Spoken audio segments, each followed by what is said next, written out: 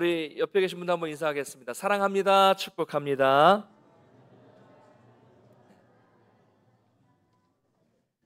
여러분, 십자가 하면 어떤 생각이 드십니까? 교회를 다니시는 분들은 거의 매주 듣는 말이죠. 혹시 십자가라는 말을 들어도 너무 오랫동안 자주 들어서 아무런 느낌이 없는 것은 아니실까요? 십자가가 기독교의 핵심이다라고 말을 하는데, 우리는 십자가에 대해서 점점 무덤덤해질 때도 있고, 또 십자가가 무엇인지에 대해서 제대로 모르는 경우가 많습니다. 보통은 십자가 위에 달리신 예수님만 생각할 텐데요, 오늘은 그걸 포함해서 십자가에 달리시기까지 그 길이 얼마나 힘겨운 길이었는지를 함께 말씀을 통해서 살펴보기를 원합니다. 첫 번째로 십자가의 길은 고난의 길, 고통의 길이었다는 것을 알 수 있습니다. 죄 없으신 예수님은 채찍질을 당하셨어요. 빌라도는 우리 지난 시간에 살펴봤는데 사람들의 요청에 따라 바라바는 놓아주고 예수님은 채찍질하고 십자가에 못 박도록 넘겨주었다라고 말씀하고 있습니다. 그러니까 예수님이 다른 고난도 있으셨지만 가장 먼저 당하신 고통은 채찍질이었다는 거예요.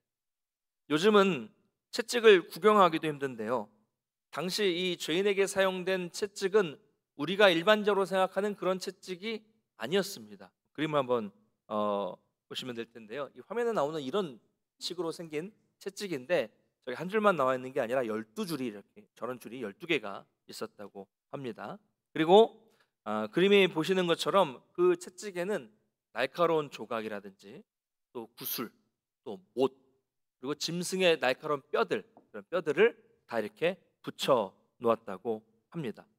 저 채찍으로 사람을 치면 죄수는 옷을 벗기거든요. 등을 내리치면 어떻게 될까요? 저 날카로운 것들이 등에 붙는 거예요. 그대로 착 붙습니다. 그러다가 이걸 떼내면 상상하기도 그렇지만 마치 바둑판처럼 살점들이 같이 이렇게 뜯겨져 나오는 거죠. 그러니까 고통이 얼마나 컸을까요? 그리고 많은 양의 피를 흘릴 수밖에 없는 것입니다. 그래서 채찍질을 당하다가 실신하는 사람들이 많이 있었다고 합니다. 생각만 해도 끔찍해요. 이렇게 십자가에 달리시기 위해 가신 길은 엄청난 고통의 길이었어요. 근데 이것도 다 구약에 예언된 말씀입니다. 이사야 53장에 그가 채찍에 맞음으로 우리가 나음을 입었도다라고 말씀하고 있습니다. 여러분, 예수님으로 인해서 우리가 낫게 되었다는 것을 믿으시기를 바랍니다. 또 보통은 예수님은 탈진하신 후에 무거운 십자가를 지고 올라가셨다는 그런 고통이었습니다. 채찍질 당하시고 탈진한 몸으로 그 무거운 십자가를 짊어지고 올라간다는 것은 아주 고통스러운 일이었어요. 예수님이 얼마나 힘드셨는지 자꾸 쓰러지니까 지나가던 행인을 차출해서 아무나 잡아서 십자가를 억지로 지게 했을 정도로 그렇게 힘들었습니다.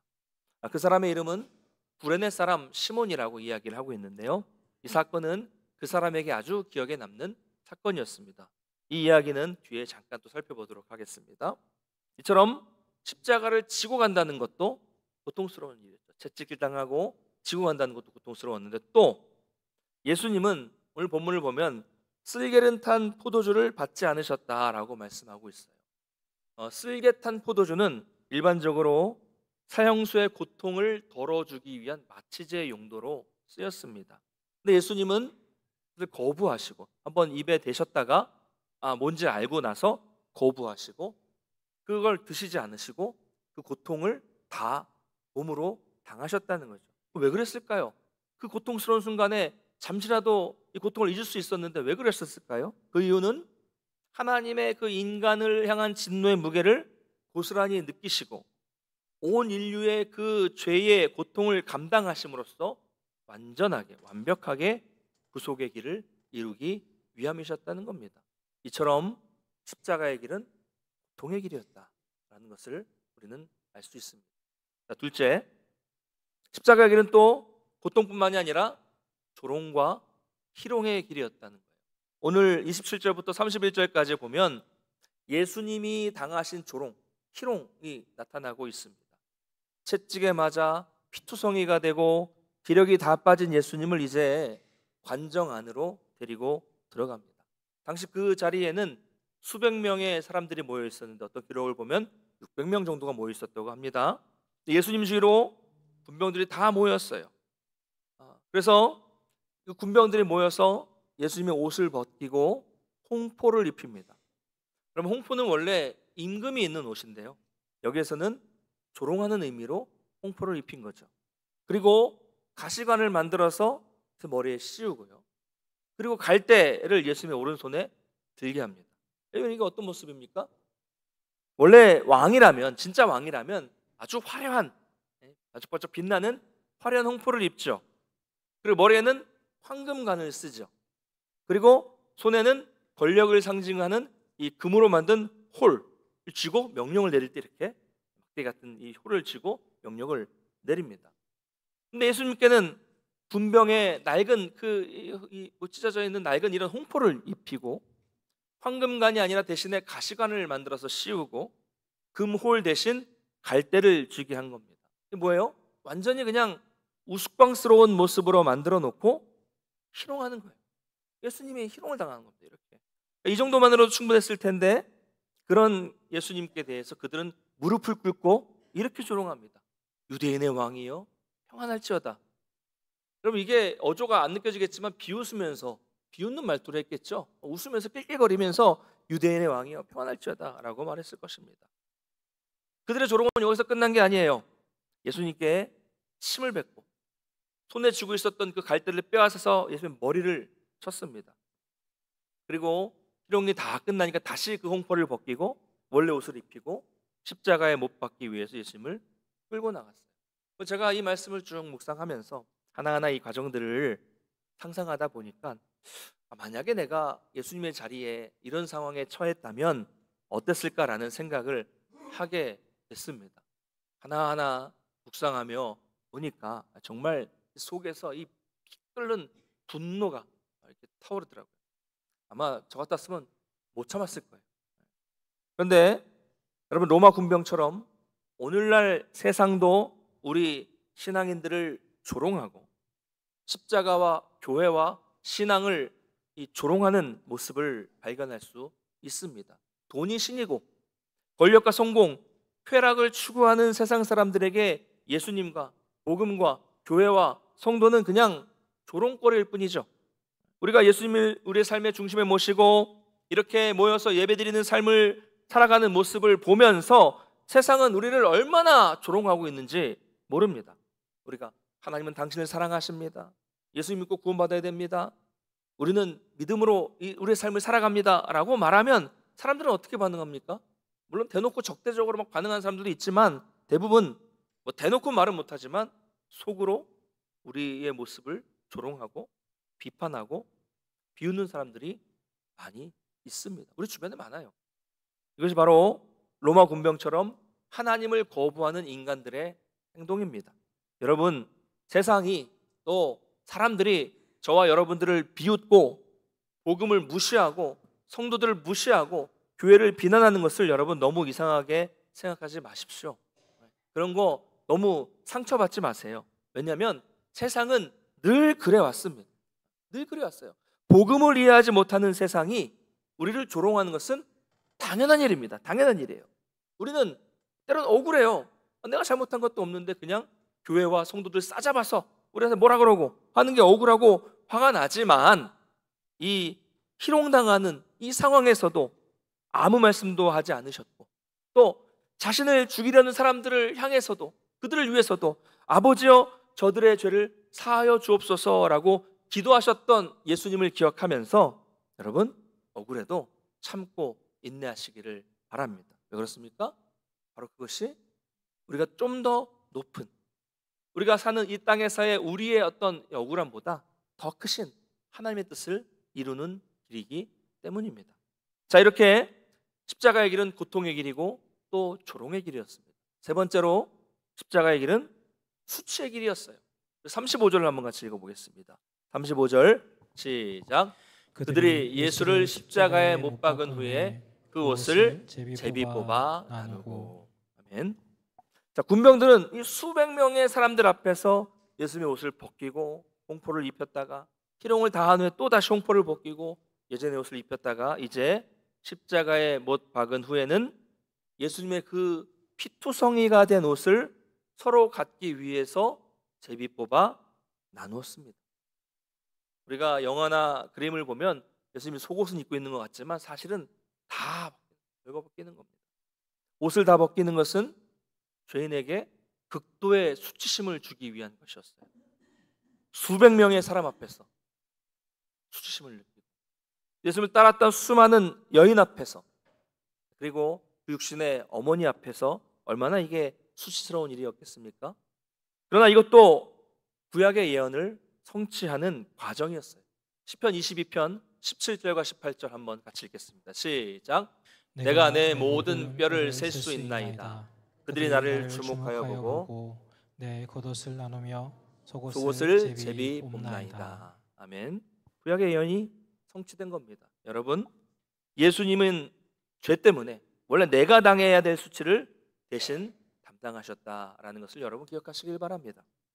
자, 이렇게 십자가의 길은요, 고통의 길이었고 희롱의 길이었으며 수치의 길이었습니다. 여러분, 우리가 이 너무 쉽게 예수님이 가신 이 십자가의 길을 나도 따라가겠습니다라고 고백하고 말하고 있는 것은 아닐까요? 어떠세요? 이 고통의 길, 조롱의 길, 수치의 길, 정말 여러분도 이 길을 가실 수 있겠습니까? 저는 이 말씀을 묵상하면서 지금 우리의 이런 편안하고 안일한 모습으로는 절대로 갈 수 없을 것이라는 생각이 요즘 많이 들어요. 과연 내가 이 한국 교회의 이 배부른 성도가, 배부른 목회자들이 이 길을 갈 수 있을까? 이것이 요즘 저의 고민입니다. 물론 우리가 예수님이 당하신 그런 고난과 수치를 똑같이 그렇게 당하지는 않겠죠. 그렇진 않을 겁니다. 그러나 우리는 신앙 때문에 생기는 작은 고통이 생기잖아요. 그것을 참을 수 없어, 견딜 수 없어 합니다. 또 신앙으로는 생기는 작은 손해도 안 보려고 하고, 우리가 예수를 믿는 성도라고 제자라고 하면서도 어떻게 해서든지 다른 사람을 이겨 먹으려고만 하는데, 정말 십자가의 길을 걸어가신 예수님처럼 침묵하며 묵묵히 그 길을 따라갈 수 있을까요? 사랑하는 성도 여러분, 오늘 이 예수님의 십자가의 이 길을 걸어가신 예수님의 길을 한번 깊이 묵상하시면서 정말로 우리가 예수님의 제자로서 예수님이 먼저 가신 이 길을 우리가 따라갈 수 있게 되시기를 주님의 이름으로 간절히 축복합니다. 마태복음 16장 24절을 한번 같이 읽겠습니다. 시작. 이 예수께서 제자들에게 이르시되 누구든지 나를 따라오려거든 자기를 부인하고 자기 십자가를 지고 나를 따를 것이니라. 아멘. 예수님은 따라오라고 말씀하세요. 힘들지만, 어렵지만 따라오라고 하십니다. 따라오라고 말씀하신다면 우리에게 힘 주시겠다는 거거든요. 우리에게 능력을 주시겠다는 거거든요. 그러므로 지금 나의 삶의 모습과 이 예수의 모습이 너무 괴리감이 있어요. 너무 격차가 커요. 그렇다고 해서 여러분 결코 포기하지 마시고 하나님의 은혜를 구하시면서 주님의 능력을 구하시면서 이 길을 걸어가게 되시기를 간절히 축원합니다. 자, 이렇게 예수님은 십자가에 못 박히셨어요. 자, 이 과정이 힘들었는데 십자가 위에 못 박히셨다고 해서 끝난 게 아닙니다. 십자가 위에서는 또 어떤 일이 벌어졌을까? 오늘 본문을 보면요, 첫 번째로 예수님은 죄가 없으신데 십자가에 달리셔서 극악한 죄인의 취급을 당하셨습니다. 양 옆에 있는 강도와 똑같은 취급을 당했어요. 아니, 오히려 더 큰 모욕감을 주기 위해서 극악한 강도와 강도 사이 중간에 예수님을 달아 놓은 겁니다. 당시 십자가형은 너무 끔찍했고 너무 잔인했기 때문에 로마 시민권을 가진 사람들에게는 이 십자가형을 내리지 않았어요. 너무 끔찍했기 때문에. 그래서 아주 극악한 사람, 아주 그냥 악랄한 죄를 지은 사람에게만 이런 십자가형이 주어졌습니다. 근데 예수님은 죄가 없는데도 우리 때문에 이 끔찍한 형벌을 당하셨다는 거죠. 둘째, 십자가 위에 예수님께서 달려셨을 때 지나가던 사람들도 예수님을 모욕합니다. 39절과 40절 한번 같이 읽겠습니다. 시작. 지나가는 자들은 자기 머리를 흔들며 예수를 모욕하여 이르되 성전을 헐고 사흘에 짓는 자여, 내가 만일 하나님의 아들이거든 자기를 구원하고 십자가에서 내려오라 하며. 아멘. 이들은 누굽니까? 지난 시간에 말씀드린 대로 오병이어의 기적이 일어났을 때 열광하면서 예수님을 왕으로 세우려고 했던 사람들이에요. 그리고 불과 며칠 전에는 예수님께서 예루살렘에 입성하실 때 호산나 호산나라고 외치면서 환호하면서 예수님을 환영했던 사람들이었습니다. 근데 이제는 예수님을 조롱합니다. 네가 하나님의 아들이라면 이런 고난을 겪을 리가 없지 않겠느냐, 이런 상황에서 하나님 아들로서 능력을 보이라, 이렇게 조롱하고 있는 거예요. 자, 세 번째, 종교 지도자들도 조롱합니다. 41절과 42절 읽겠습니다. 시작. 그와 같이 대제사장들도 서기관들과 장로들과 함께 희롱하여 이르되 그가 남은 구원하였으되 자기는 구원할 수 없도다.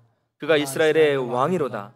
지금 십자가에서 내려올지어다. 그리하면 우리가 믿겠노라. 여러분, 성전에서 거하는 사람들, 제사를 집례하고 율법을 연구하고 누구보다도 율법적인 지식에 탁월하고 그 율법을 백성들에게 가르치는 사람들이 이 종교 지도자들입니다. 이 사람들이 정말로 하나님의 율법과 말씀을 제대로 믿었더라면, 제대로 알았더라면 예수님을 비난하고 조롱할 것이 아니라, 예수님을 잡아 죽이려는 것이 아니라 예수님을 환영했어야 합니다. 이게 정상이에요. 그러나 그들의 영혼은 어두웠고 자기들이 가지고 있었던 수많은 기득권들을 놓치지 않고 그것을 지키기 위해서 그리스도를 알아보지 못하고 조롱하고 잡아 죽이고 있는 것입니다. 사랑하는 성도 여러분, 그래서 우리가 말씀을 제대로 알아야 되는 거예요. 제대로 배워서 제대로 알아야 되는 겁니다. 여러분, 이들과 같은 영적인 무지는 이건 죄입니다. 영적인 무지는 죄라는 것을 꼭 기억하시기를 바랍니다. 자, 이렇게 지나가던 무리와 종교 지도자들이 조롱했던 내용은 뭐예요? 만일 네가 정말 하나님의 아들이라면 내려와라, 십자가에서 내려오라, 이런 말이에요. 네가 정말 네가 힘으로 십자가에서 내려오면 우리가 믿겠다, 이런 말이죠. 어떠세요 여러분? 논리적이죠. 논리적인 말이에요. 논리적인 말 같습니다. 여러분, 이런 논리는 우리가 주변에서 오늘날도 많이 듣는 이야기입니다. 하나님이 존재한다면 저런 비극은 일어나지 않을 것이다. 하나님께서 이 고난에서 건져준다면 내가 믿겠다, 이런 이야기예요. 이게 믿겠다는 말입니까? 안 믿겠다는 말이죠. 그러면서 하나님의 존재를 부정하고 신앙을 부정합니다. 이렇게 세상은 절대로 하나님의 방식과 십자가를 이해할 수 없습니다. 물론 저도 여러분도 신앙이 없었다면 아마 이런 거 이해하지 못했을 거예요. 이런 거 이해하지 못하다가 뒤늦게 이 신앙 안으로 들어오신 분도 계시잖아요. 이들의 주장이 맞는 것 같아요. 논리적이에요. 맞잖아요. 능력이 있으면, 하나님의 아들이면 어떻게 하면 돼요? 내려오면 되잖아요. 반대로 십자가 위에 달리셔서 아무 저항도 안 하고 아무 말씀도 안 하시고 그냥 못 박혀서 그냥 죽어버리는 예수님은 그들이 볼 때는, 아니 그냥 상식적으로 보더라도 능력이 없는 거잖아요. 십자가 위에서 무기력하게 죽는데 왜 성경은, 왜 교회는 그것을 무기력하게 죽는 것을 승리라고 말하는 것일까요? 아니에요. 세상이 볼 때 이거 패배입니다. 그것도 아주 끔찍한 패배죠. 세상은 절대로 이것을 이해하지 못합니다. 그러나 우리는 이제 알아요. 압니다. 이것은 인류를 구원하기 위한 하나님의 거대한 뜻이라는 것을 우리는 알고 있습니다. 사랑하는 성도 여러분, 여러분은 예수님을 믿으십니까? 할렐루야. 자, 그렇다면 또 질문인데요, 여러분은 십자가 위에 달리신 예수님도 믿으십니까? 그러나 예수님을 믿는 사람 중에 이 십자가 위에 달리신 예수님을, 십자가 위에 달리셔서 그냥 무기력하게 돌아가신 예수님을 이해하지 못하고 신앙생활하는 성도님들이 아주 많은 것 같습니다. 이게 무슨 말일까요? 한마디로 우리가 신앙생활을 한다는 이유로 조롱을 당하고, 우리가 예수님을 믿는다는 이유로 무시당하고 피해보는 것은 싫어한다는 거죠. 그리고 언제나 내 것, 좋은 것, 이익이 되는 것만을 얻기 원한다는 거예요. 바로 이것이 십자가 위에 예수님을 이해하지 못하는 신앙입니다. 여러분, 십자가는 세상이 볼 때는 철저하게 무력합니다. 그럼 세상이 말하는 승리는 뭐예요?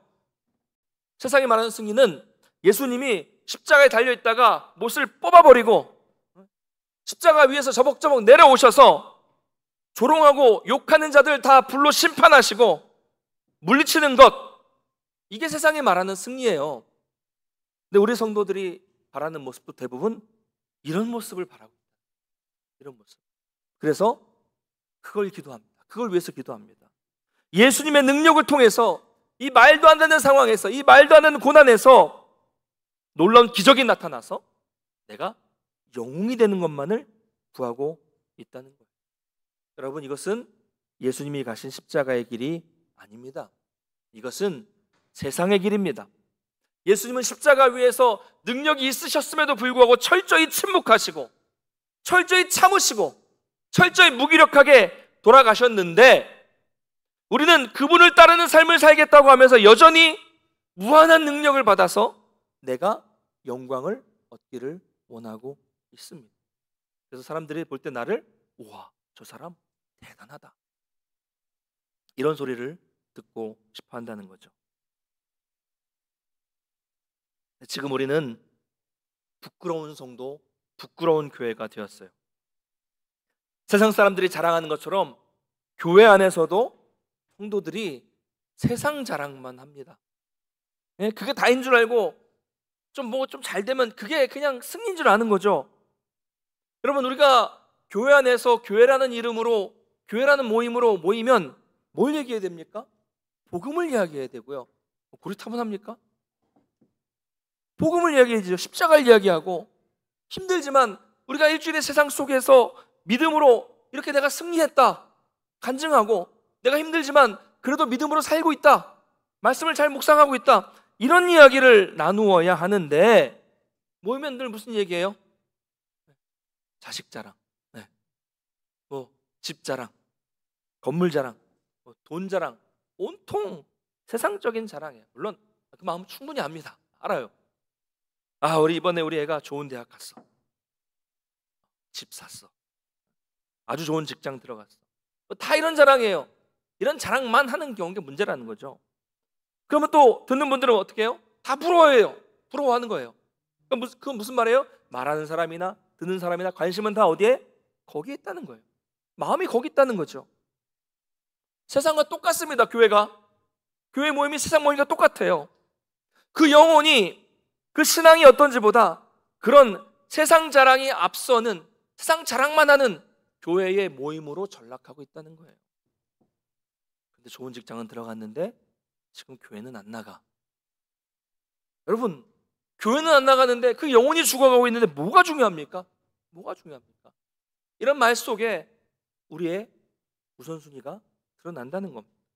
여러분, 우리가 십자가 위에 달려 무기력하게 돌아가신 예수님을 제대로 이해할 수 있게 되시기를 간절히 소망합니다.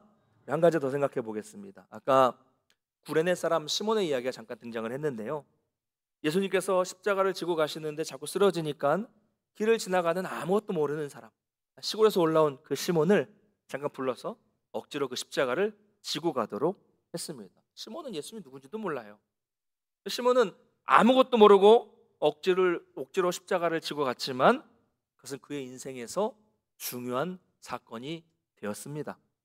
여러분, 사형수의 그 피 묻은 십자가를, 피가 쩔어 있는 십자가를 지고 간다는 거 기분 좋은 일 아니잖아요. 기분 나쁜 일이고 당황스러운 일이었지만, 사실 그는 하나님의 아들 예수 그리스도의 십자가를 진 놀라운 영광을 경험하게 되었습니다. 기록이 많지는 않지만 이 일로 인해서 그는 예수님을 믿게 되었다고 우리는 알 수 있고요. 그리고 그 아들들은 초대 교회의 지도자들이 되었다는 것을 알 수 있습니다. 마가복음에서는 이 시몬을 뭐라고 말하고 있냐면 알렉산더와 루포의 아버지라고 기록하고 있어요. 그러니까 이제 당시 이 마가복음을 읽었던 이 대상들은 이 시몬이 누군지는 몰라도 알렉산더, 루포라고 말하면 다 아는, 교회가 다 아는 그런 사람이었다는 거죠. 그래서 알렉산더는 사도행전에 그 이름이 등장을 하고 있고요. 루포는 로마서에 나타나고 있습니다. 그 중에서 루포에 대한 기록을 보겠습니다. 로마서 16장 13절 같이 읽겠습니다. 시작. 주 안에서 택하심을 입은 루포와 그의 어머니에게 문안하라. 그의 어머니는 곧 내 어머니니라. 아멘. 사도 바울의 이야기입니다. 사도 바울은 구레네 사람 시몬의 아내이자 이 루포의 어머니를 뭐라고 부릅니까? 내 어머니로 부를 정도로 친밀한 사람이었다. 루포가 그런 지도자였다는 것을 보여주고 있습니다. 자신이 아무것도 모르는 상황에서 억지로 진 십자가가 자신의 가정에 이런 엄청난 변화를 줄 것을 어떻게 알 수 있었겠습니까? 당시에는 억지로 십자가를 지게 되어서 억울하고 화도 나고 짜증이 날 수 있었겠지만 결국 이 사건은 그의 가정과 자녀들의 인생을 바꾸는 아주 중요한 기회가 될 수 있었던 것입니다. 사랑하는 성도 여러분, 지금 이 자리에 시몬처럼 억지로 또 어쩔 수 없이 와 계시는 시몬 같은 분들이 계실 줄 압니다. 그렇죠? 이 자리에 와서 매주 어쩔 수 없이 와서 막 짜증내고 앉아서 불쾌하고 다른 생각하고 기분 나쁜 상태로 앉아 계시는 분들도 계실 수 있어요.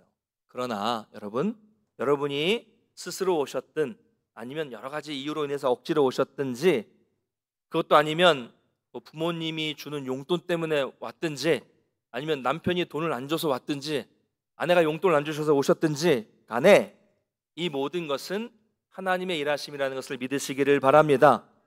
여러분, 예수님 믿어서 손해보는 일은 없습니다.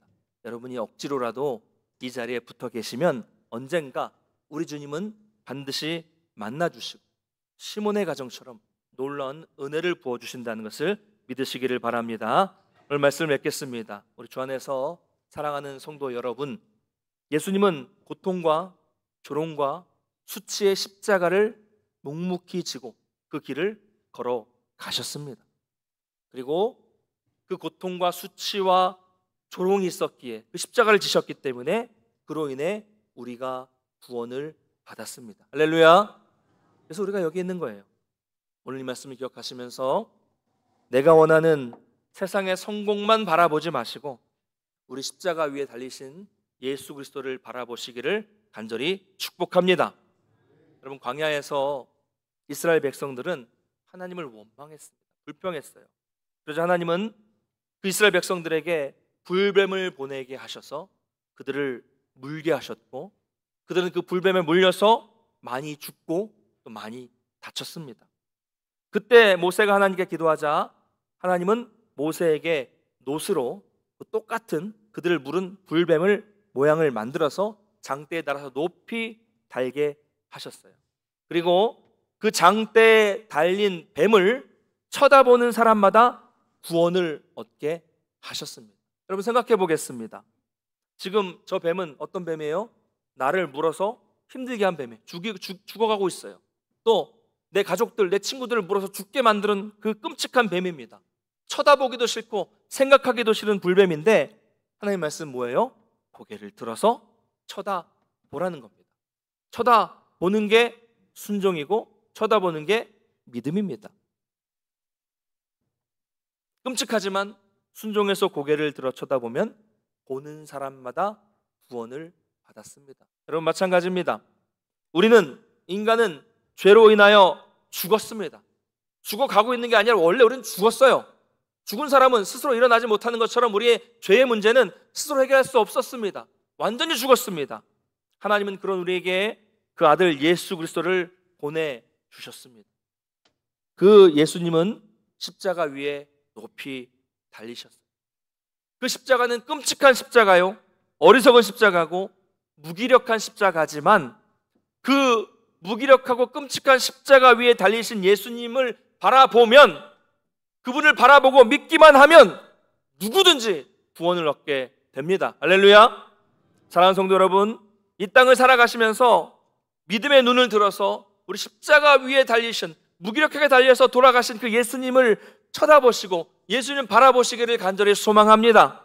나를 보고 세상을 보고 땅을 보면 실망하고 넘어질 수밖에 없어요. 나를 보고 세상을 봐서 실망하고 넘어지지 마시고 십자가 위에 달리신 그 예수님을 바라보셔서 놀라운 은혜와 구원의 감격을 매일 경험하시기를 주님의 이름으로 간절히 축원합니다. 우리 다 같이 일어나셔서 찬양하고 기도하겠습니다.